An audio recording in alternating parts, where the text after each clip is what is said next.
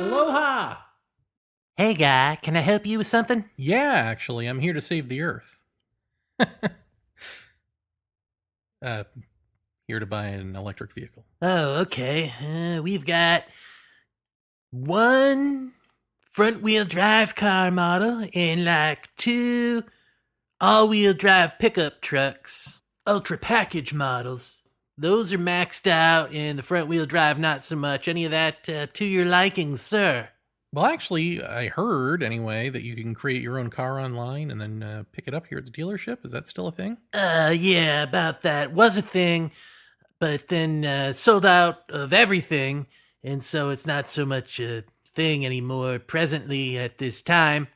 Basically, we've got the 3 floor models here and a waiting list for other pre-made automobiles, so if you want to get on that, you're looking at maybe a year and a half out, if you can wait. Because, you know, the war, the Russians, that kind of screwed with our supply chain. So, you know, we're backed up with all that. And Right, okay.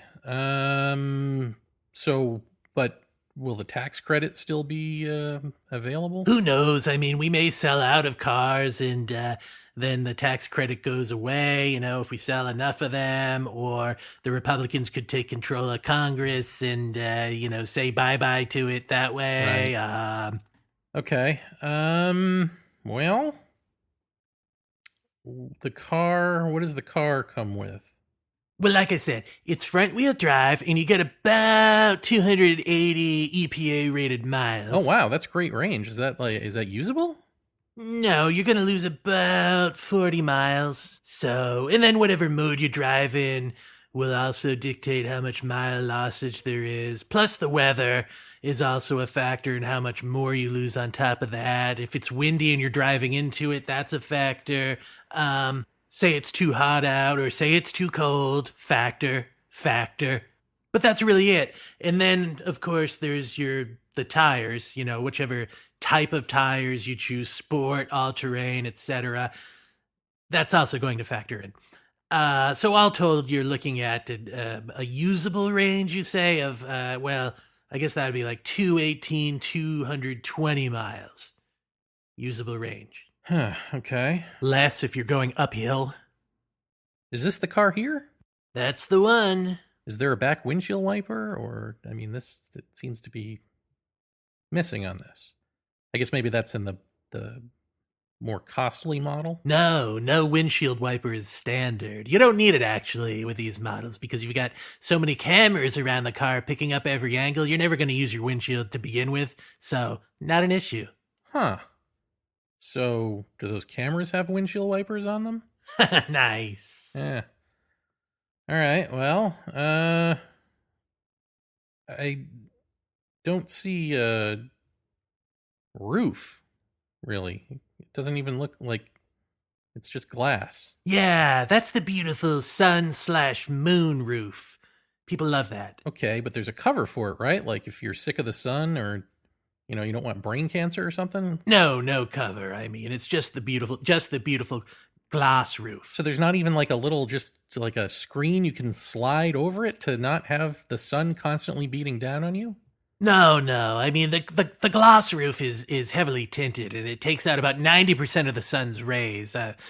Not certain about the UV rays, but all the other rays, like 90% of them takes out. So, you know, people don't really complain about that. Huh. But what if you live where it's really sunny? Like, you know, we're in Hawaii here. Yeah, guy, I see your point on that. And what you're going to want to do in that case is get yourself a nice ceramic coating on your already tinted glass roof. I have to get a ceramic coating on that? Why don't you just build in a little, like every other car has on the planet, a little shade thing that's either manual or automatic? I mean, this isn't even car science, let alone rocket science. But okay, all right. How much is a ceramic coating? Depends on where you go. It could run you upwards of $7,000. I mean, but we don't provide that service here. Huh. Okay. So no back windshield wiper, no roof. Well, it's got a roof. Yeah, but it doesn't really have a roof. Okay, so... Well, I can tell that you're a man who's into the whole low-cost, solid-state roof experience. So for people like you, what most customers do is they just tape a garbage bag to the interior roofing of the glass. What? Right? They just tape a garbage bag on up there, and it's just like having a sun shield. I don't think they do? Oh, yeah. I guess it's kind of part of saving the earth, right? Recycling garbage bags. Preferably unused. Is this a conversation we're having? All right, does it at least drive well? Yeah, well, you could take it for a spin yourself. Best one-pedal driving on the planet. Really? One pedal driving? So where's the brake? Well, I mean, there's a brake pedal, but I don't recommend using it. Most people just want to use the one pedal anyway. We're trying to phase it out, to tell you the truth, the brake. You're phasing out the brake. Then how do you brake? Well, you just ease off the accelerator and it comes to a rolling, almost full stop. It comes to a...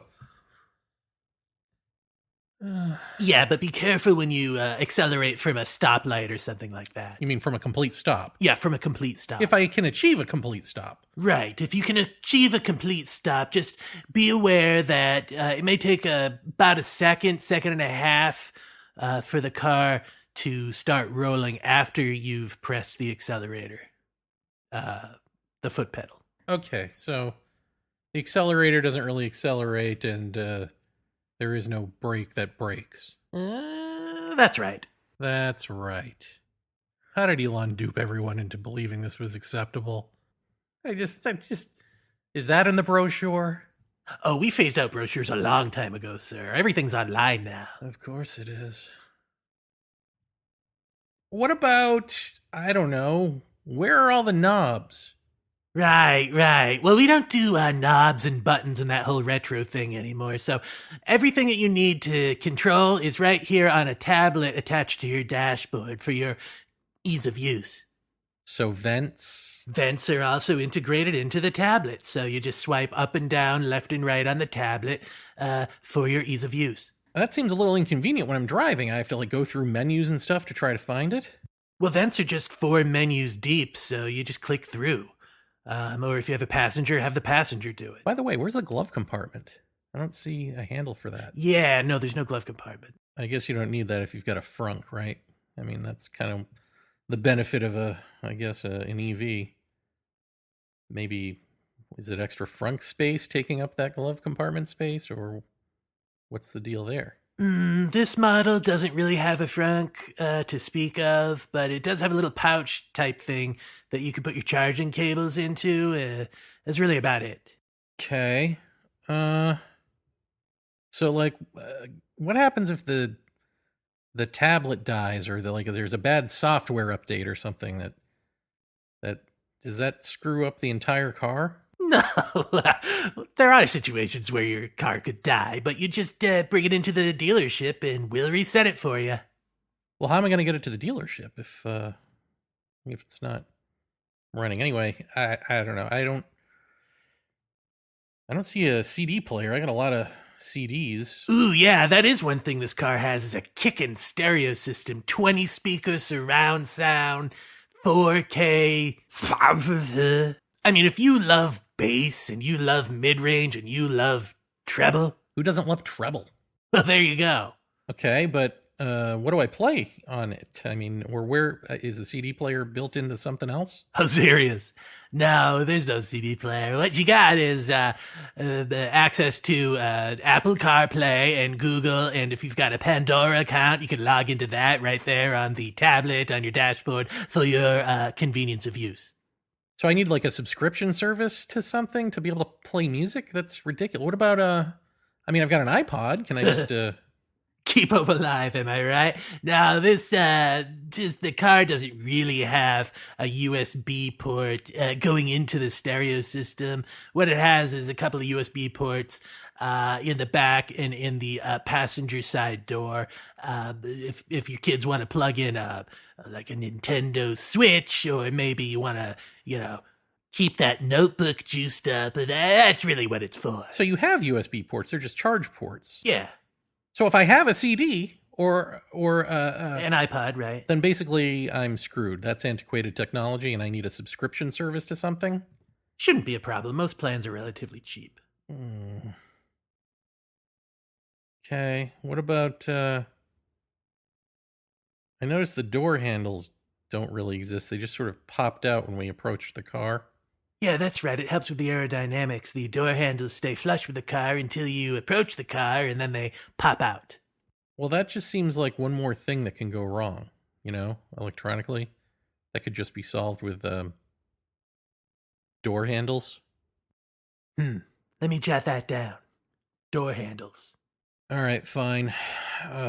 What about the truck then? Does that have any of the stuff I'm looking for? You said it's the what? The ultimate package, right? Yeah, what you're looking at there is going to cost you about 130 grand. Jesus, what? How much is the car? The car's only 80 80 grand? before the 10K dealer markup. Oh, of course. Let me ask you this. What does the truck have that the car doesn't have? Truck's got microfiber seats and the ability to air condition or heat said seats. Some terrific options for the Vaeni. Well, microfiber cloth is like the hottest material on Earth, so we're in Hawaii. I guess you would need the ventilated seats then at that point. Yeah, thank God for the ultimate package. All right, this is just crazy to me. I thought electric vehicles were supposed to be the wave of the future, and this was supposed to help save the Earth and all of that, but these cars are like way expensive, and they don't even have the basic stuff that a gas guzzler has. Well, yeah, but they don't run on gas, do they? Well, given the range, they barely run at all, so I don't know how you're going to mass market this to everybody. People are kind of used to, I don't know, door handles, a roof, a back windshield wiper, Yeah, but this is the wave of the future. I mean, let's just step outside a moment and take a look at the grill. Look how masculine that grill is. What? Why is there even a grill? You don't need a grill. This is an electric vehicle. Lights up. Take a look. Yeah, there's a lot of cameras and lights and stuff on this, but I don't see a whole lot of, being able to drive or look out the window. You can look out your roof just fine, but, Yeah, let me just interrupt you there. Take a look at this one more camera here. I mean, this is a bonus camera. It's up by the rear view mirror, and it is a facial recognition camera. It hasn't been designated yet, so it's not actually activated yet in these models or in any car at all. But essentially, once their lobby in Congress works out for them, they're going to have this recognize when you're awake and when you're asleep, and then if you fall asleep while driving, it will lane assist you, and ultimately in the service of releasing automatic driving so that you don't even have to drive at all. You can just sleep it off, whatever it is. Why can't I just drive the car, dude? Why can't I just stay awake and drive the car? How does that sound? Sounds like an antiquated driving system to me. I don't trust a car driving itself. A self-driving car is... I mean, it's an accident waiting to happen, and who's going to get sued for murder? Is it going to be me, or is it going to be the car company? Come on, guy. Nobody's getting murdered. But in that case, yeah, it would be you. The liability. Right? But it'll be an option. It won't be something that you need to turn on for at least the first 10 years or so. Oh, yeah, that's comforting. And am I paying for this mystery camera that doesn't even work right now? You're paying for a lot of things. That's the electric vehicle experience. But also you're paying for not a lot of things, as you've noted. And as you've also noted, you're saving the Earth. You know what saves the Earth? I think I'm just going to stay home. Well, suit yourself, guy. Good luck getting back there without a car.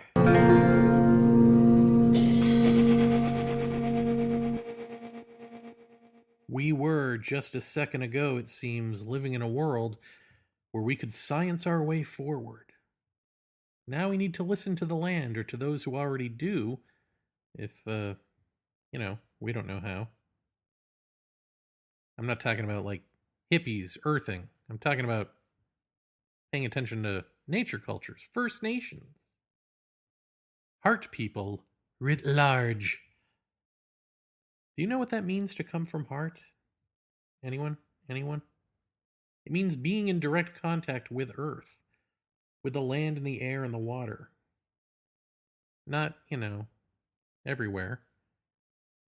Just right where you are now. Asking what you can do for Earth. and like meaning it, not so you can profit off of it. And sometimes profit means feel good about yourself. Heart is the interconnecting nature we have when all that self isn't in the way.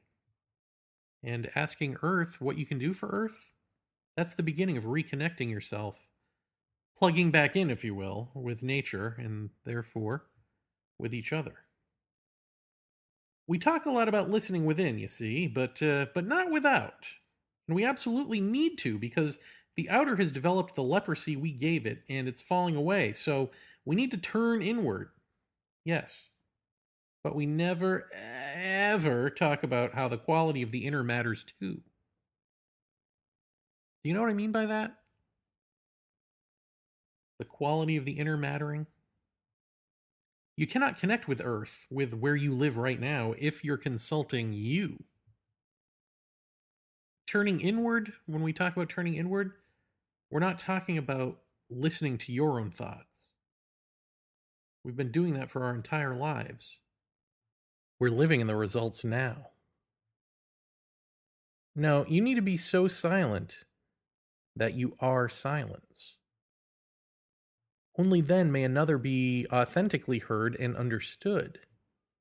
If we're unwilling to let go of the will, then it is imperative that we bend a knee to those cultures who are already in tune with Earth. But not stop there. Not beg them to fix the place so we can annihilate them and steal it for ourselves again and kill it all over again. We have to actually gulp, dare I say, change.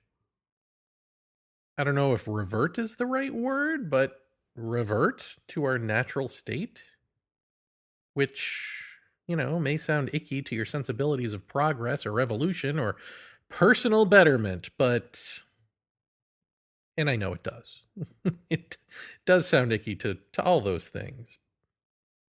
But we have to do it because those qualities of progress, evolution, betterment, in the way that we mean betterment, those are lies. And we're living in that lie, and we're living as that lie right now. Your resistance is no different than trying to convince a severely mentally ill person to take their medicine. They may think they're more evolved than you, too. But I mean, what's the choice here? Electric vehicles?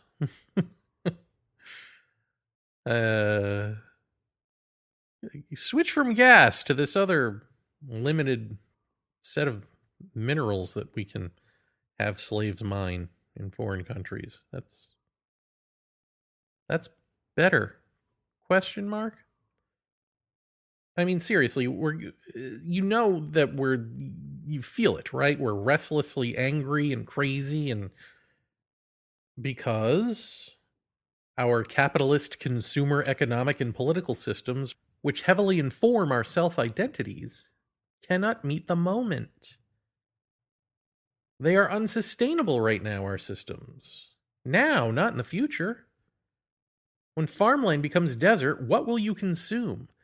When electric vehicles are supposed to transform our energy system to something more sustainable, and the fight is over moving forward with this infrastructure overhaul or sticking with gas and oil, we've got a problem. The problem is our mentality kills us in either scenario. Price gouging the poor, making luxury vehicles, quote unquote, a luxury. Elon Musk trying to tank the stock of competitors by just bad-mouthing them and saying, I think they're going to go bankrupt because they've got superior products, when he claims, he wants to save the world, right? Isn't that what he used to say? Used to, I guess. Of course, now he'd like to abandon Earth for Mars, so enjoy your satellite sky, everyone. Elon's taken off for the stars. The stars he blocked out for satellite. Arguably the worst technology. Everyone is an it to a billionaire like him. You, me, Earth, Mars, all of us. We're all supposed to care about the words superior and products. What happened to life being too short for this? Now it's really short. And if we're not talking like robots for corporate America, we're killing ourselves because we want to bring this so badly into the future. We're really trying to squeeze that future, squeeze on through our vision. We can't relax, right? We can't just give it up because we demand continuity. But continuity is an illusion. Sure it is, but it's our illusion, right? It's what we've got. Are we willing to give up the illusion? Because that's giving up the mind. The very mind that you are. The very mind that wants to fix all of this through its own means. The very means that brought us to this moment. And we're seeing that can't work. I mean, the skit in the beginning of this show, those are all facts about various EVs. And some of them are, contain almost all of those details in one car. But all of that, the making things worse and selling it to you as better, the patriarchal, look at this masculine looking car as a selling point, the price gouging at a time when people really can't afford anything right now, the fighting tooth and nail to even get electric vehicles out there when we've got this like mandate to change gas combustion engines to electric vehicles in X amount of years. If we want the planet to go on coughing and wheezing as she is. And yet, again, at the same time, what's the mentality moving forward? It's not enough to change the technology. It's not enough to have better and better technology. If the mentality is to price gouge, if the mentality is to turn cars into the type of flashy, showy thing that you have to wait in line for days, the way people wait for like Apple products or the new video game system, if that is what cars are going to turn into, just toys for adult children, and very expensive ones at that, ones we can't even afford, and then on top of that, the price gouging, even that ain't going to work, right? Like, I mean, if you want to talk about taking a look in the mirror, take a look in that mirror. Take a look at how we can't even stumble forward into an electric car future right now. Because we want so badly to be Spock, but man, we're still stuck being Kirk. But the used car salesman version of Kirk, not even like the cool spacefaring version. You know what I mean? We still want to hurt each other. As systemically, like, we still want to preserve those systems. We just want to somehow make them work. We somehow want to make it so that Earth can sustain us to keep doing this. For what? Why do you think that we want to continue to be warfaring, cruel to each other, capitalizing on each other, property owning, caring about the shallow pop culture crap, diversion from anything that's important or true? Why do you think we want to preserve that? I mean, just take a moment. Why do you think we want to preserve that? While Earth is busy trying to kick us out because we're not, fulfilling ourselves as even basic animals, let alone whatever higher aspirations we have as humans. Ooh, special humans. It's because it's us. That is preserving our sense of self. When we talk about our way of life, when we talk about civil liberties, freedom, I do what I want, it's complete immaturity. And that's what we are. And a lot of us have taken a look around the room here and seen what quote-unquote mature people look like and said, I've had enough of that, thanks. Because 9 times out of 10, they're phonies too. They're just obvious phonies. They might not be street smart and savvy. They're just highfalutin phonies. But we're all a bunch of phonies. Because this mind is phony. This mind trying to preserve itself. This mind that once dreamed of space exploration and, equality here on Earth and, big dreams of taking care of forests and stuff, cleaning up the seas, living in peace, harmony, all of that. None of that was real. And now we're just clinging on to how do we squeeze that through this tumultuous time, this little wormhole tube that's clearly bringing us to our destructive, at least societal collapse, if not human end times. How do we bypass that and keep this going? How do we have an end times and everything collapse? And then can we just build that system again? I mean, we've got the Constitution, right? That sacred document. Please. You know that this is wrong. Because you know that you're wrong. You know that deep down. And instead of dealing with that, here we are, pummeling each other, taking advantage of each other, regressing to the point where we're going to have to relearn good and bad again? Come up with the same old moral code and a bunch of different words to live by and start all over again? Or does that come hundreds of years after more religious oppression? The resurgence of religious oppression in a big way. What slave future do you want to drive toward, really? I mean, this is ridiculous. It's always been ridiculous, of course. But now you see it, right? There's no way out of this.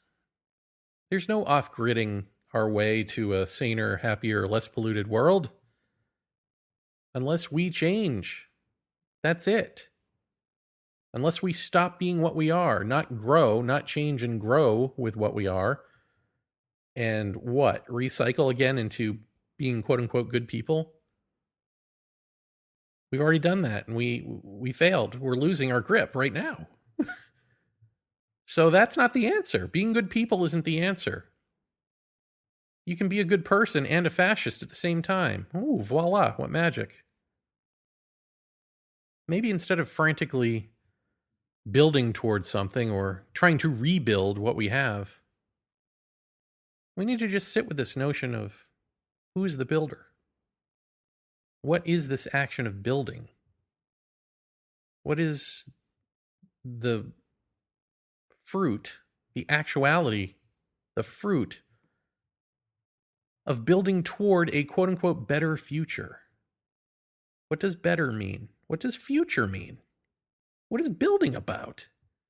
Right? All the components of the sentence need to be examined. Starting with who are you? And if we can't do that, you can't do that, then it's time to give the keys over to the adults in the room. The ones who have been waiting patiently for us to relinquish control or have it relinquished from us by Mama Earth. Because they've always known how to live here. They never forgot. And if we can't remember ourselves, well,